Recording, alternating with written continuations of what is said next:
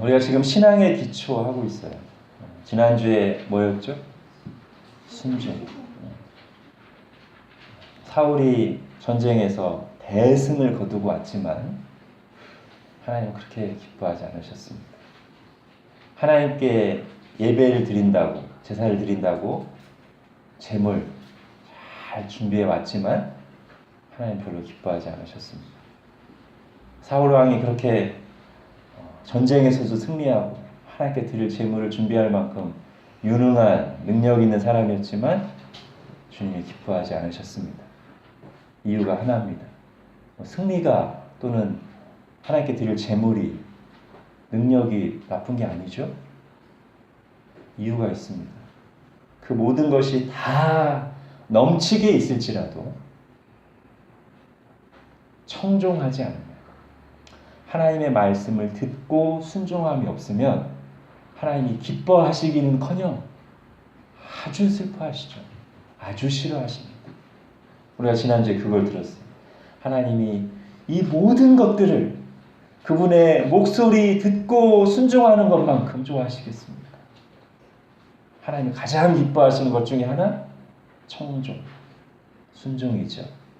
그래서 우리가 어떻게 정리했어요? 순종 없는 믿음은 죽은 믿음. 순종 없는 사랑은 무늬만 사랑. 순종 없는 겸손은 가짜 겸손. 자, 그런데 여러분, 그렇게 순종해야 될 하나님의 뜻, 하나님의 말씀을 가장 이렇게 잘 목록화해서 우리에게 들려주신 것이 뭐예요? 오늘 우리 핸드아웃에도 한 건데, 네, 십계명이죠.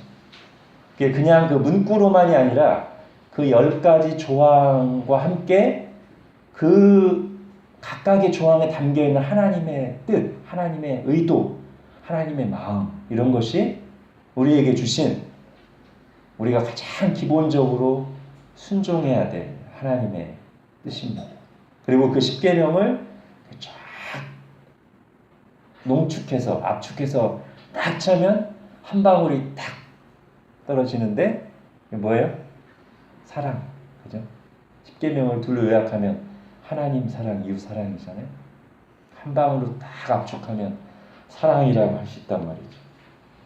그래서요, 성경 말씀을 많이 알고 여러 가지 열심으로 봉사를 한다 할지라도 만약에 내 옆에 있는 사람을 사랑하지 않는다면 그것은 주님이 가장 중요하게 여기시는 것에 순종하지 않고 있는 것이다 라고 우리가 생각을 해야 됩니다. 이 사랑의 실천이 너무 이상적이거나 막연하거나 자기 나름대로의 사랑이 되지 않기 위해 또 하나님께서 우리에게 사랑이란 이런 것이다 라고 구체적으로 말씀에 예도 보여주시고 또 설명도 해주셨는데, 그 설명이 가장 이렇게 잘 정리된 부분 중에 하나가 오늘 우리가 보는 고린도전서 13장, 흔히 그 별칭을 사랑장이라고 하는 이 말씀이죠. 그래서 이것도 율법적으로 받아들이지 않고요, 우리가 목록화시켜서 보다 이 말씀 하나하나를 주신 주님의 뜻, 성경의 문맥, 이런 거를 잘 생각하면서 오늘 말씀을 볼 수 있길 바랍니다. 오늘은 5절 한 절만 살펴보는데 같이 한번 읽겠습니다. 같이 한번 읽는데 가운데서 한번 쉬어갈게요. 자기의 유익을 구하지 아니하면서 한번 쉬고, 거기서 딱 나눠지거든요. 한번 쉬고 그 다음 뒷부분 읽는 걸로 해서 5절 다시 한번 읽겠습니다. 시작. 무례히 행하지 아니하며 자기의 유익을 구하지 아니하며 성내지 아니하며 악한 것을 생각하지 아니하며. 아멘. 이렇게 둘로 나뉘어져요. 앞에 2개, 뒤에 2개. 자, 먼저 앞에 둘을 생각할 때 고린도전서의 문맥을 좀 생각하면 좋을 것 같습니다. 이 13장이 지금 어느 장과 어느 장 사이에 있을까요? 예, 12장과 14장 사이에 있죠. 12장부터 14장까지 전체가 어떤 문제를 지금 다루고 있죠? 고린도 교회 안에 있던 은사 문제, 더 정확히는 고린도 교회 안에 있던 은사로 인한 갈등 문제, 좀 더 풀어서 하면 고린도 교회 안에 있는 하나님께 받은 은사를 가지고 서로를 열심히 섬기는 중에 발생한 갈등의 문제를 다루는 것이 본문이에요. 그 중앙에 사람장이 있어요. 그것은 지금 이 은사로 인한 갈등이 생긴 이유, 또는 이 은사로 인한 갈등을 풀 수 있는 가장 좋은 해결책, 길이 뭐냐? 사랑이다. 이렇게 말하고 있는 셈이죠. 우리가 그 문맥을 생각하면서 오늘 이 5절을 좀 살펴보려고 합니다. 먼저요, 3절을 한번 봅시다. 3절 우리 같이 한번 읽겠습니다. 시작. 내가 내게 있는 모든 것으로 구제하고 또 내 몸을 불사르게 내줄지라도 사랑이 없으면 내게 아무 유익이 없느니라. 이 고린도전서 13장에서 굉장히 헷갈리는 구절 중에 하나가 이거예요. 여러분 어떻습니까?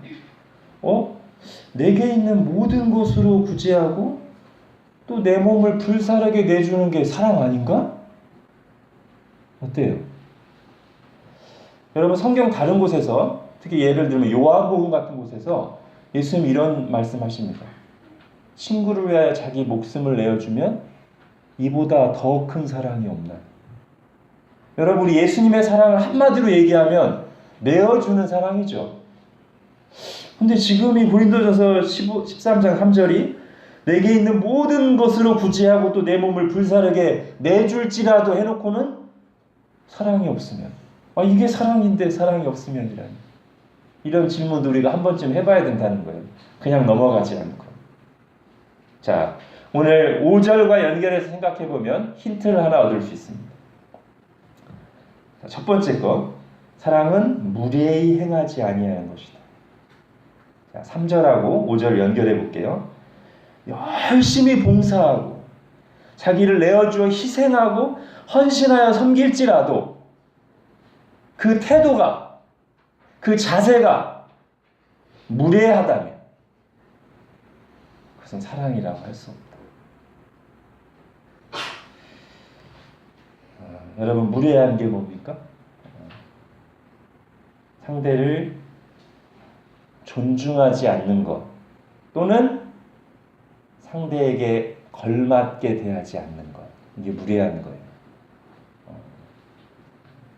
대통령이 있는데 요즘 문재인 대통령이 하도 이렇게 막 자기를 낮추는 파격 행보를 하니까 사람들이 좋아하는데, 거기서 만약에 대통령이 자기를 낮춘다고 우리도 함부로 대통령답지 않게 대하면 대통령에게 무례한 게 되죠.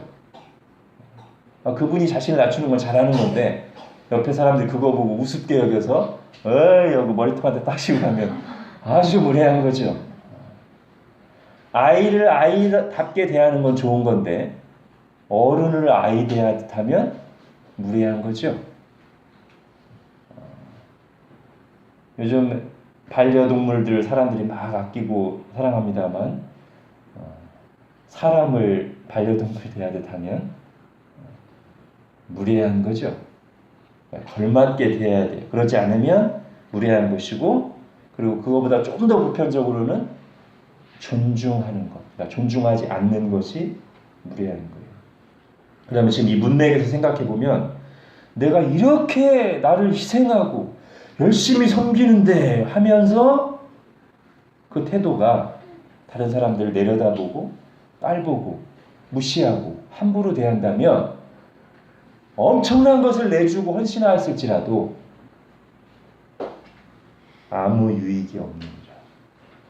이게 된단 말이에요. 또는 우리가 친할 때, 잘 알 때 함부로 대하는 경우가 있어요.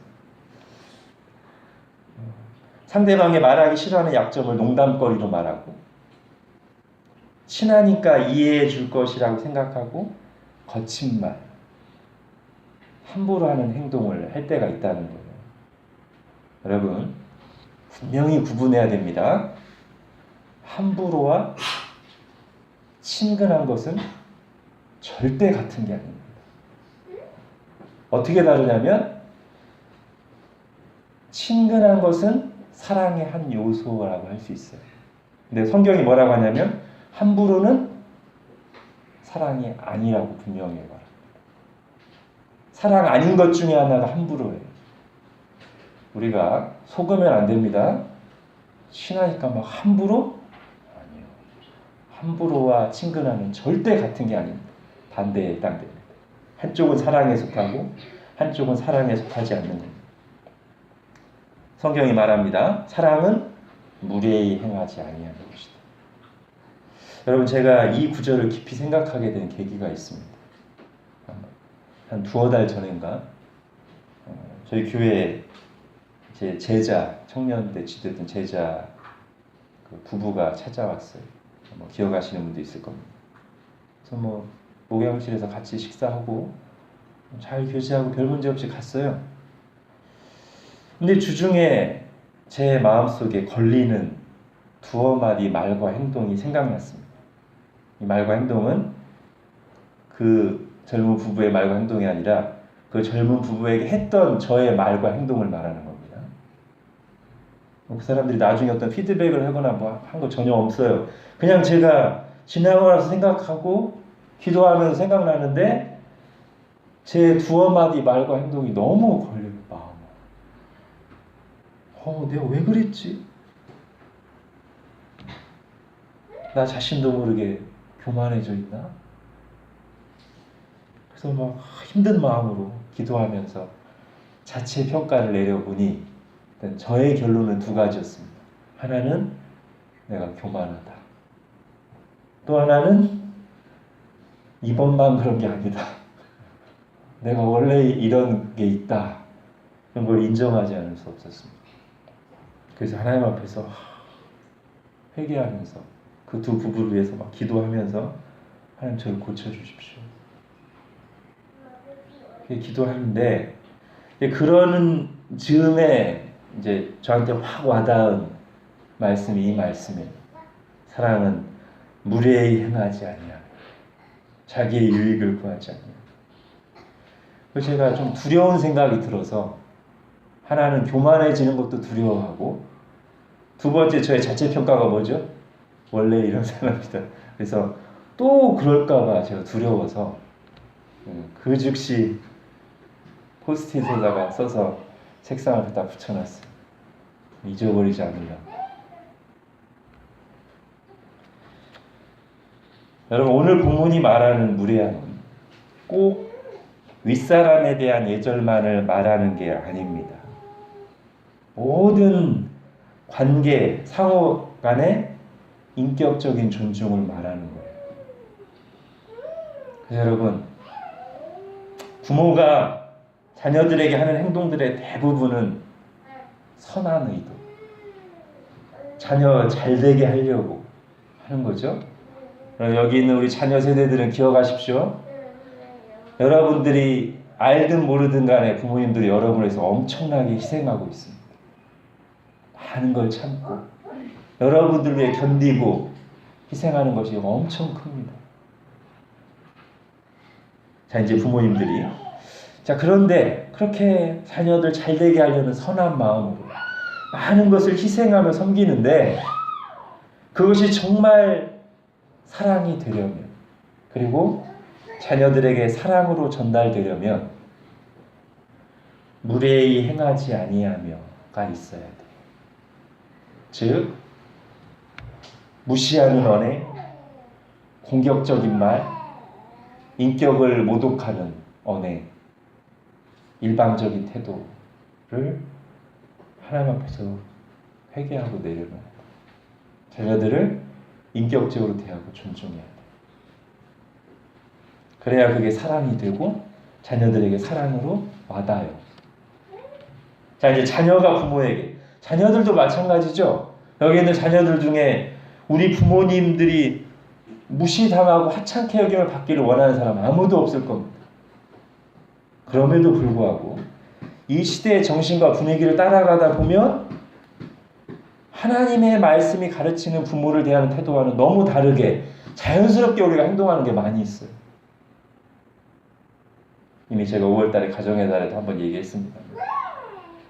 그럼 다시 한번 무례한 것과 친근한 것은 전혀 다른 겁니다. 부모가 편하다고 친구처럼 함부로 말하고 그것은 하나님 말씀에서 멀리 떠나 있는 것이고 부모를 사랑하는 태도가 아닙니다. 말로나 행동으로나 존대하고 순종하십시오. 그것이 부모 사랑의 기본입니다. 자, 부부 사이를 생각해 볼까요? 여러분, 누구보다도 편하고 누구보다도 가장 가깝고 비밀이 없고 모든 것을 털어놓을 수 있는 사이가 부부죠. 성경적입니다. 왜요? 성경이 부부를 한 몸이라고 말하니까. 그러니까 부모와 자녀 사이보다 더 가까운 게 부부 사이죠. 한 몸이에요. 그런데 그 편하고 가깝고 비밀이 없고 모든 것을 함께 할 수 있는 그 방식이 습관적으로 나오는 함부로의 말과 행동, 자기도 모르게 나오는 무시하고 공격하는 언행이라면 그것은 한 몸을 깨트리는 사랑의 금이 가게 하는 그런 거라고 말합니다. 남편들이여 생각하십시오. 아내를 무시하고 거친 말과 행동을 하지 마십시오. 아내들이여 이 말씀 앞에서 생각하십시오. 남편을 무시하고 함부로 말하지 마십시오. 성경이 말합니다. 사랑은 무례히 행하지 아니하고. 교회 안에서도 적용해 볼까요? 특히 교회 안에서 열심히 봉사하고 헌신할 때 주의해야 돼요. 고린도 교회처럼 은사를 발휘해서 자기를 열심히 헌신하고 섬기는데 그 태도가 형제를, 자매를 무시하고 함부로 대하는 태도라면 그것은 하나님이 원하시는 사랑의 길에서 한참 벗어난 것입니다. 하나만 더 일반적인 적용을 하고 마치겠습니다. 여러분, 신자들은 유머도 품격 있게 해야 돼요. 무례하지 않아야 한다는 말입니다. 상대방을 불쾌하게 만드는 말, 저속한 말을 하는 것은 전혀 그리스도인답지 않습니다. 사랑이 아닙니다. 자, 언젠가부터 벌써 한 10년 가까이 된 것 같아요. 공영방송에 나오는 개그 코드가 신상을 털고 아픈 과거를 희화화해서 개그 소재로 삼고 상대 무시하고 막말하는 것이 그냥 일상적인 개그가 돼버렸어요. 특히 김구모 씨. 제가 처음 그 사람 방송을 봤을 때 굉장한 거부감이 들었습니다. 어떻게 저렇게 하지? 근데 한 10년쯤 지나니까 제가 익숙해졌어요. 익숙해졌어요, 저도. 익숙해지는 게 무서운 거죠, 그죠? 너무나 옳지 못한 유머 방식인데 저도 익숙해져서 어쩌면 저도 그렇게 하고 있는지 모르겠어요. 상대방의 프라이버시를, 아픈 과거를 희화화하고 그냥 윽박지르고 무시하는 그건 개그가 아닙니다. 범죄입니다. 또는 제가 요즘에 SNS를 하다 보면, 페이스북을 하다 보면 너무 함부로 말하는 경우가 많아요. 나이고 뭐고 없어요. 누가 한 명 사회적으로 잘못한 사람이 딱 찍히면 그거에 대해서 가차없는 막말과 욕설까지 포함해서 인격을 모독하면서 비난합니다. 그러면 거기에 수많은 좋아요가 클릭되고 그거보다 더한 욕설을 담은 댓글들이 엄청나게 달려요. 이게 뭐냐면 우리가 대선 기간에 많이 들은 사이다 발언, 사이다 발언. 시원한 거죠.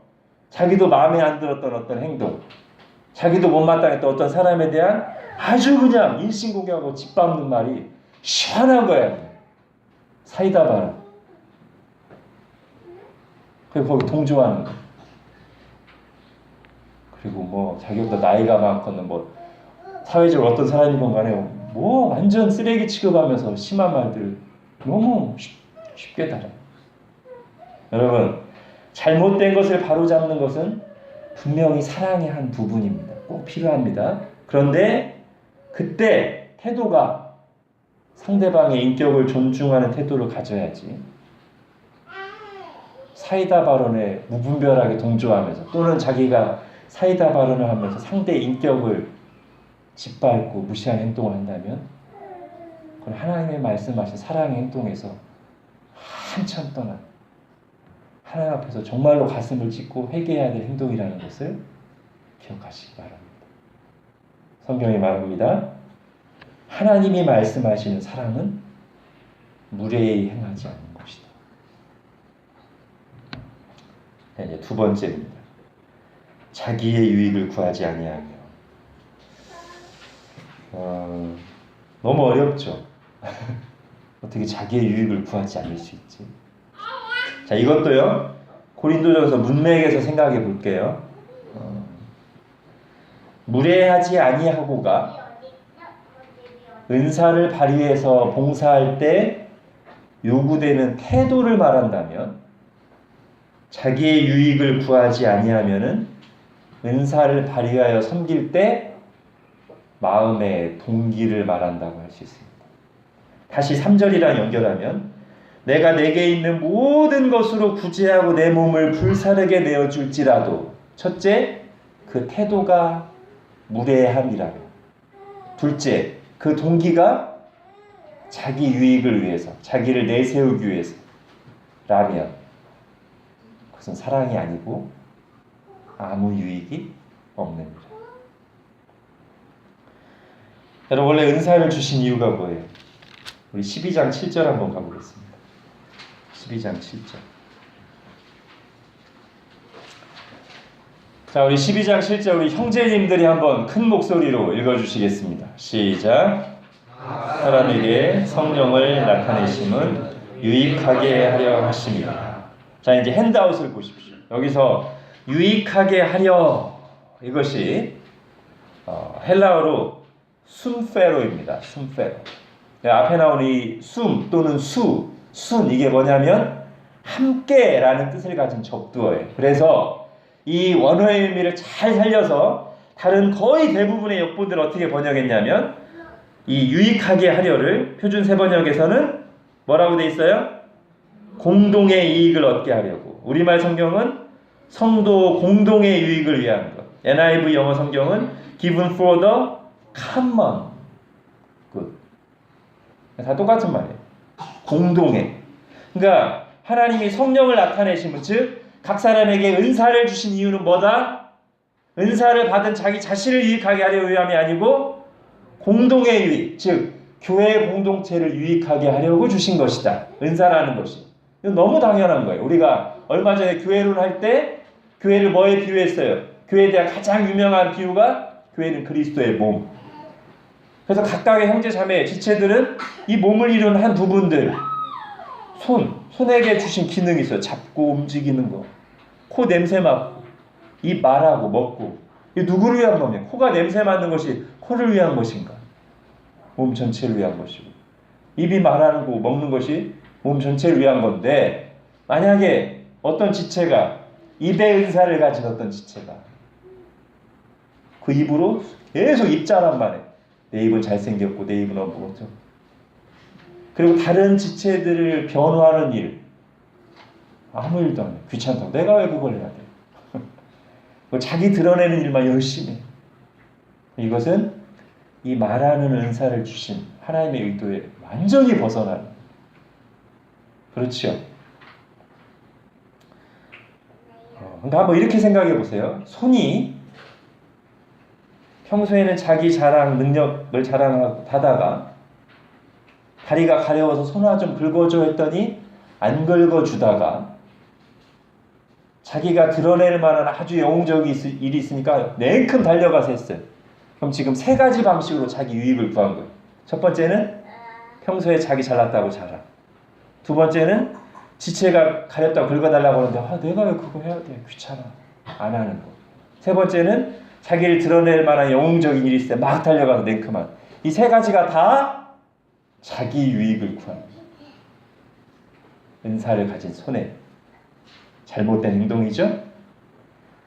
성경이 말하는 거예요. 사람은 자기 유익을 구하지 아니하니. 여러분, 제가 목사로서 말씀 준비할 때라든지 그때 어지러워지는 제 마음을 바로잡는 중요한 질문이 하나 있습니다. 내가 이걸 누굴 위해서 하고 있는가 하는 질문. 이게 원래 하나님의 영광을 위해서 해야 되고 교회를 위해서, 다른 사람을 위해서 하는 거잖아요. 근데 자기 유익을 생각하는 마음이 어느 틈엔가 딱 들어와 있으면 이게 어지러워지고 말씀 준비가 잘 안 풀리고 인간적인 생각이 제 머릿속을 혼란스럽게 해요. 저의 인생과 사역의 초점이 잃어버리는 거죠. 초점. 그래서 이런 질문으로 저를 바로잡습니다. 내가 누굴 위해서 이 일을 하는가? 내 인생의 목적이 뭔가? 그 질문과 함께 하나님 앞에 다시 엎드려서 회개하고 은혜를 구할 때 내가 하나님의 부르심을 따라 다른 사람을 섬기려고 일하는구나 다시 정리되면 그때 이제 마음의 질서와 평안이 찾아옵니다. 성경이 말합니다. 사랑은 자기의 유익을 구하지 않는 것이다. 네, 중간 정리를 하고 가겠습니다. 제가 오늘 이 5절을 둘로 나눌 수 있다고 했죠. 앞에 두 개는 지금 살펴본 대로 은사를 발휘하여 헌신하고 봉사할 때, 즉 선한 일을 할 때, 하나는 앞에 것은 외적인 행동, 외적으로 무례한 태도를 가지지 않는 것. 두 번째는 내적인 마음의 동기, 자기 유익을 위해서 하지 않는 것. 앞에 두 개가 이거라면 뒤에 두 개는 다른 사람들이 나에게 잘못할 때 또는 나를 힘들게 할 때의 반응에 대한 거예요. 어떤 게 사랑의 반응인가? 즉 누가 나에게 앞에 나온 대로 하면 무례하게 행동하고 자기 유익을 위해서 이기적으로만 행동하는 걸 볼 때 거기에 내가 어떻게 반응하는 것이 사랑의 행동인가? 이것도 역시 외적인 게 하나 있고 내적인 게 하나 있어요. 외적으로는 성내지 않는 것, 내적으로는 악한 것을 생각하지 않는 것. 이게 이제 다른 역본에 보면 원한을 품지 않는 것. 자, 하나씩 하겠습니다. 성내지 아니하는. 자, 우선 이거 좀 가지치기를 하고 가야 돼요. 성내지 아니하면 가지치기를 해요. 왜냐하면 여러분 어떤 사람이 평소에 정말 온유하게 사는데 정말 드물게 아주 심각한 상황, 정말 아주 막대먹은 인간 앞에서 참고 참다가 성을 한번 딱 냈더니만 옆에서 누군가 이 구절을 들이밀면서 사랑은 성내지 아니하면 이렇게 적용하라고 주신 말씀이에요.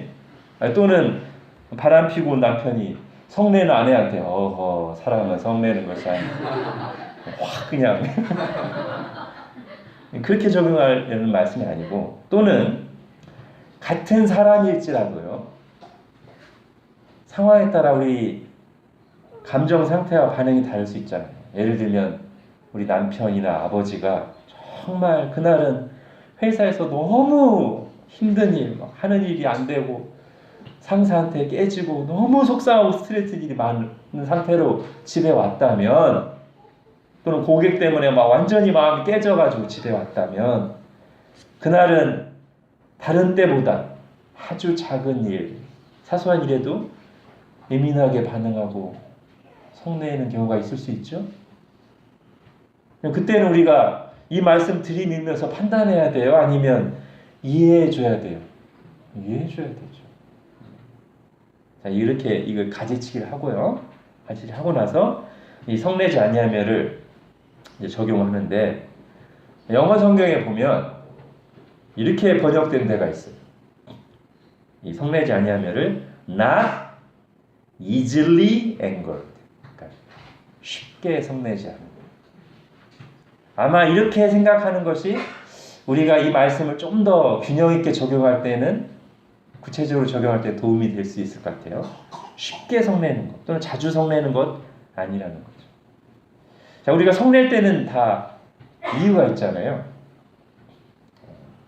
근데 그 이유가 이렇게 생각하잖아요. 이렇게 정리하자는 거예요. 성내는 데는 분명히 외부의 이유가 있어요. 근데 자주 쉽게 성내는 데는 외부에도 이유가 있지만 내부에도 이유가 있을 수 있어요. 그래서 자주 성내는 또는 쉽게 성내는 사람은 외부의 핑계만 계속 말할 게 아니고, 물론 이 이유가 있긴 하지만 이 말씀 앞에서 자기 자신도 한번 돌아봐야 된다. 내가 정말 예수님의 사랑을 받은 자인가? 내가 정말 그 사랑을 본받으려고 하는 자인가? 아니면 내가 왜 이렇게 내 사랑하는 사람들에게, 가족들에게, 지체들에게, 가까운 사람에게 이렇게 쉽게 짜증내고 자주 성내는가? 진지하게 살펴봐야 된다는 거예요. 우리 야고보서 1장 20절도 말하죠. 사람이 성내는 것이 하나님의 의를 이루지 못합니다. 여러분, 이것도 역시 가까운 사이에 벌어지기 쉽습니다. 아마 이제 이 고린도 교우들도 막 은사를 막 무분별하게 사용하고 자랑하는 사람들 보면서 막 성내는 사람, 짜증내는 사람들이 있었겠죠. 네, 그래서 아마 이 말씀을 썼을 수도 있고. 여러분, 요즘에 데이트 폭력 사건이 많다고 그러죠.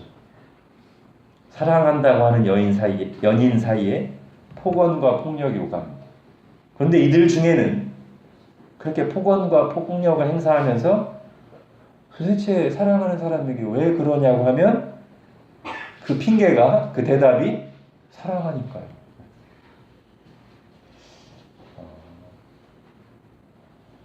약간 이해할 수 있는 부분이 있을 수도 있어요. 상대방에게 관심이 있으니까, 기대하는 바가 있으니까, 마음이 있으니까 그렇다는 거죠. 그러나 그럴지라도 그 방식이 폭언과 폭력으로 나타나는 것은 절대 사랑의 행동이 아닙니다. 그것은 단지 자신의 감정을 통제하지 못하는 것이고, 그래서 어쩌면 사랑을 빙자하고 있지만 자기 중심적인 마음, 자기를 기분 나쁘게 한 것, 자기 말 안 들은 거에 대한 분노의 폭발이죠. 성경은 말합니다. 사랑은 성내지 않는다. 자주 쉽게 성내는 사람은 외부의 이유를 대며 합리화하기를 멈추시고 이 말씀 앞에 자신을 진지하게 살펴야 돼요. 자신을 인정하고 고쳐달라고 기도해야 돼요. 주님 앞에. 주님, 자주 성내는 저 고쳐주세요. 아이들한테, 아내한테, 남편에게 자주 짜증내고 성내는 저 고쳐주세요. 제가 사랑하고 싶어요. 사랑은 자주 성내지 아니하요. 은혜를 구해야 됩니다. 이제 마지막입니다. 악한 것을 생각지 아니하며.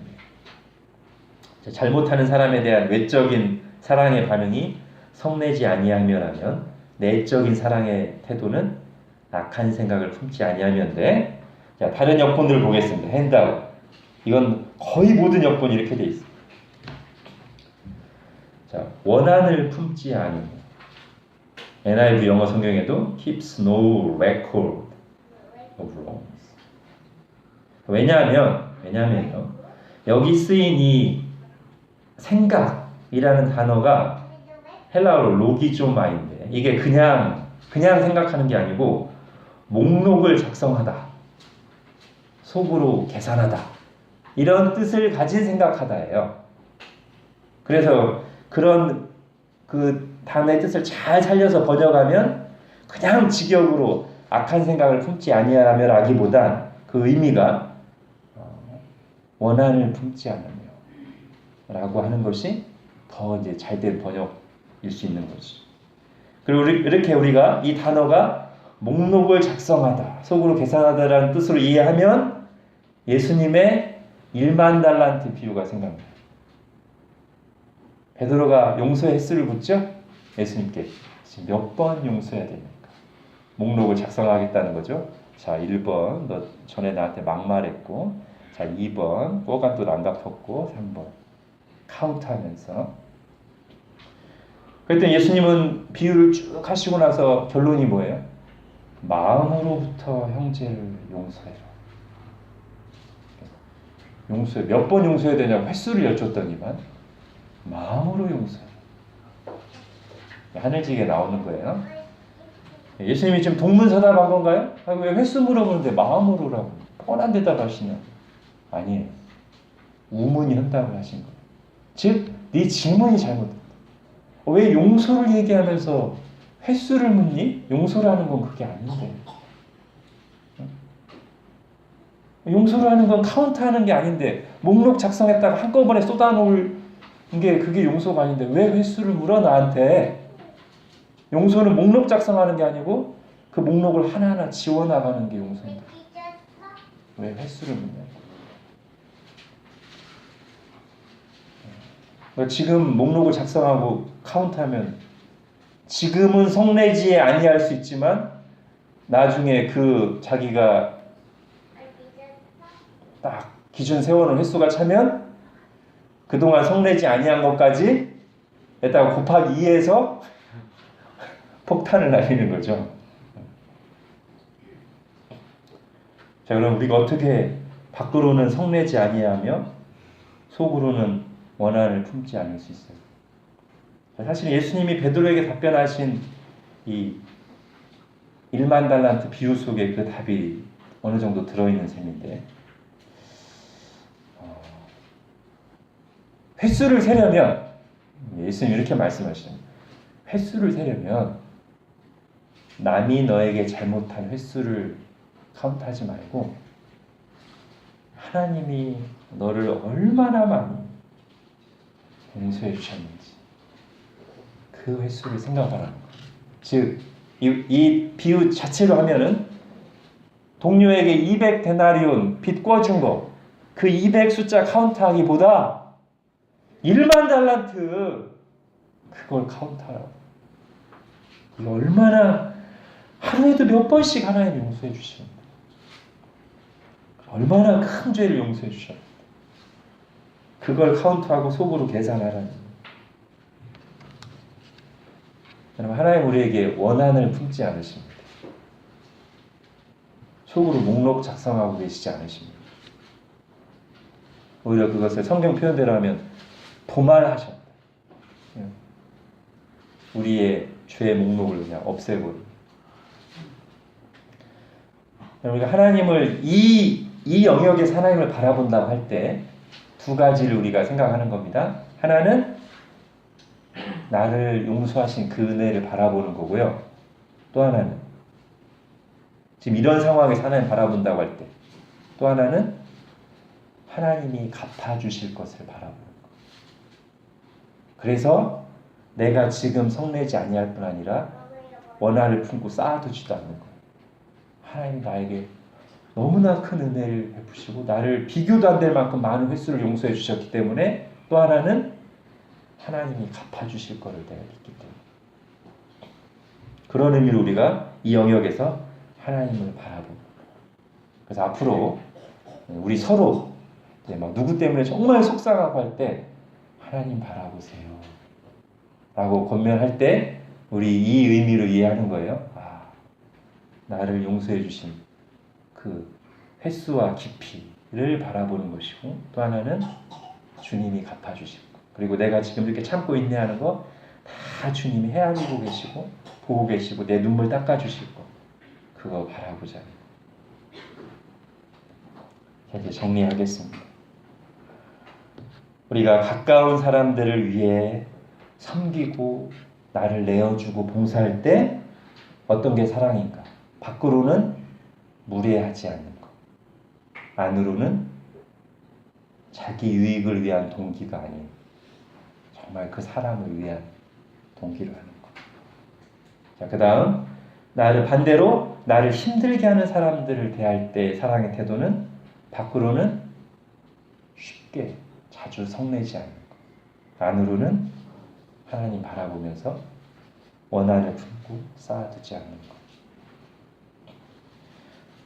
여러분 오늘 이 5절 말씀을 암송하고 묵상하면서 고향으로 돌아갈 수 있길 바랍니다. 우리 5절 같이 한번 천천히 읽고 마치겠습니다. 시작. 무례히 행하지 아니하며 자기의 유익을 구하지 아니하며 성내지 아니하며 것을 생각하지 아니하며. 아멘. 기도하겠습니다. 하나님, 주님께서 우리 이렇게 사랑하셨고 우리에게도 사랑하라고, 서로 사랑하는 가정과 교회 이루라고 우리 부르셨습니다. 무례하지 않게 해주시고 자기 유익을 위해서 뭔가를 하려고 하지 않게 해주시고 매일매일 직면하는 어려운 상대들 또는 가까운 우리 가족과 지체들을 대할 때 겉으로는 성내지 않기 위해 주님을 바라보고 안으로는 원한을 품지 않기 위해 주님을 바라보는 저희들 되게 하여 주옵소서. 예수님의 이름으로 기도합니다. 아멘.